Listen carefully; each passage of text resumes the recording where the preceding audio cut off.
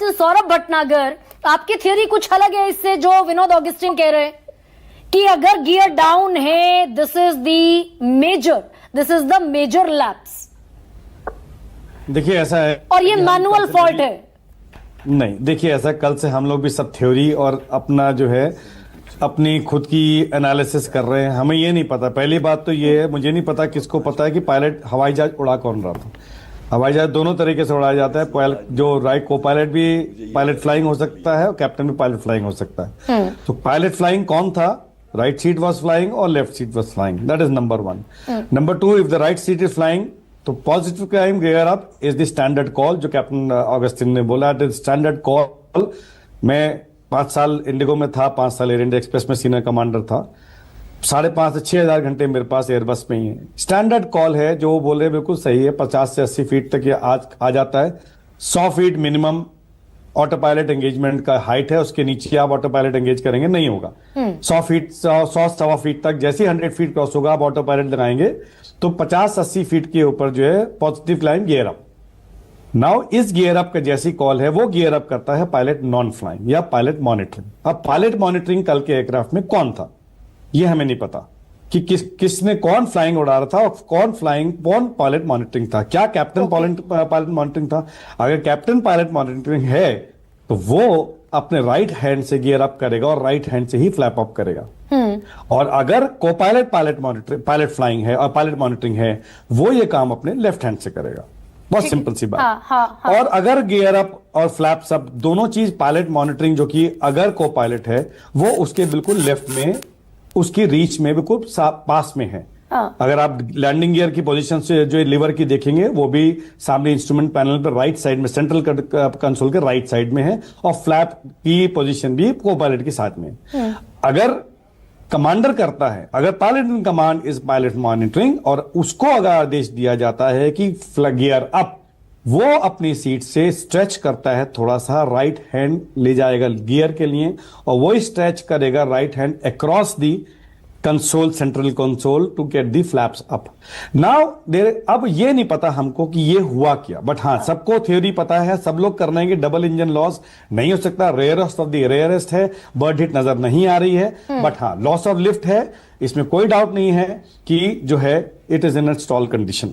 और सर ये क्या बहुत बड़ा सरप्राइज है क्या? अक्रॉस इंडिया नहीं बल्कि अक्रॉस ग्लोब की 787 पूरी दुनिया में कभी डाउन नहीं हुआ।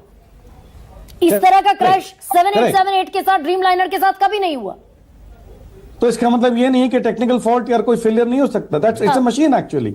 तो जब तक कि डीएफडीआर की पोजीशन नहीं, जब तक कि डीएफडीआर नहीं आएगा, एवरी सेकंड पूरे 1000 पैरामीटर, जितने सारे पैरामीटर्स है सेकंड टू सेकंड होते हैं, जब तक नहीं आएगा हम कैसे कह सकते हैं कि किसमें किसकी फॉल्ट है? हम अपना एनालिसिस करते जा रहे हैं, एयरक्राफ्ट नीचे गया है, सबने देखा है, लॉस ऑफ लिफ्ट है, everything yes. The moment you take a flaps up there is a reduction in lift, जो कि स्पीड से काउंटर करते हैं हम। स्पीड पहले एक मिनिमम स्पीड आती है तब हम फ्लैप्स ऊपर लेते हैं ताकि लॉस ऑफ लिफ्ट को हम स्पीड से काउंटर करें। अगर आपने पहले फ्लैप्स ऊपर चला गया या ले लिया गया, ऑटोमेटिक रिस्ट्रैक्शन ऑफ फ्लैप्स भी एक चीज होती है। अगर इलेक्ट्रिकल मैलफंक्शन की वजह से फ्लैप्स ऊपर चला गया टेक ऑफ करते ही, aircraft started sinking. What captain Augustine has said कि अगर, क्योंकि एयरक्राफ्ट फुल फ्यूल था, फुल ऑल ऑफ वेट था, स्टॉल मार्जिन नहीं था, क्योंकि जैसे ही हमारा वेट ज्यादा होगा तो हमारे को स्टॉल मार्जिन जो है बिल्कुल सेफ्टी मार्जिन कम रह जाएगा। उसमें अगर फ्लैप ऊपर चला गया, इन सिंक करेगा, नेचुरल टेंडेंसी पायलट की है वो पीछे स्टिक खींचेगा, नेचुरल टेंडेंसी है, it is a psychological tendency वो नीचे, बट उसमें उसको स्टिक आगे करनी है to generate the speed to get the lift, मगर कहां करेगा? 600 फीट पे। तो नेचुरल टेंडेंसी है वो स्टिक पीछे करेगा। एयर फ्रांस 447 में what happened? Crash in the oversee, deep stall, aircraft kept going down और जो को पायलट है उसको स्टिक को पीछे खींचता रहा, वो स्टॉल की कंडीशन आती है। इंडिविजुअल केसेस से सर अभी हट जाएं, अगर इंडिविजुअल तो केसेस मैं क्या बताने की कोशिश कर रहा हूं आपको कि अगर एयरक्राफ्ट नीचे जा रहा है और अगर ये स्टॉल्ड कंडीशन में है, जो हमें नहीं पता कि किस चीज की, अगर फ्लैप्स ऊपर है और गया है और ये स्टॉल्ड कंडीशन में है, तब इसको एक और चीज है, region of reverse command, group captain Augustine जानते होंगे क्या है। Aircraft has entered into region of reverse command. अगर हम ये सिर्फ आकलन लगा सकते हैं, थ्योरी पैदा कर रहे हैं, बट हाँ डीएफडीआर जब आएगा उसमें सब क्लियर हो जाएगा कि क्या। लेकिन क्या उसके पहले बहुत सारे रेड फ्लैग्स भी थे? कैप्टन सौरभ, सुकेश आप अपना सवाल एड ऑन कर दीजिए। हाँ प्लीज। कैप्टन भटनागर, एक चीज लेमैन के लिए समझाइए, जो हम फ्लैप्स अप की बात कर रहे हैं, अगर वो अनटाइमली फ्लैप्स अप हो गया तो क्या हमारे विमान में ये सिग्नल होता है, अलार्म होता है या नहीं होता? मैंने जो पढ़ा है कि वो अलार्म नहीं होता, ये बात सही है?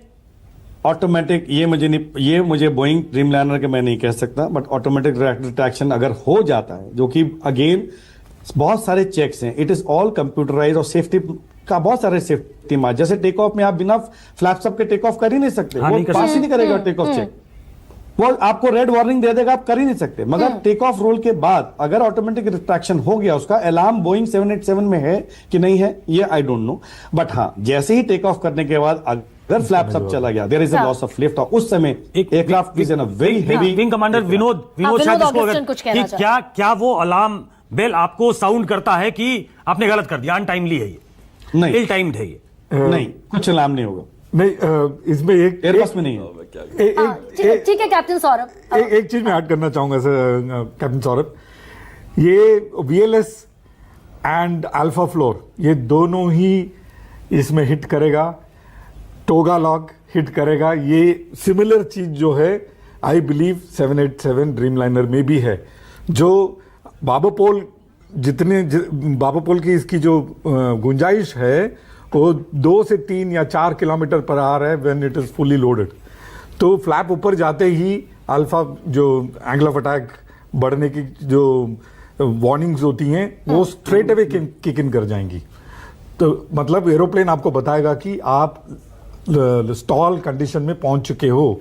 उसी समय मेरे ख्याल से उस समय उन्होंने हो सकता है मीडिया कॉल दिया हो।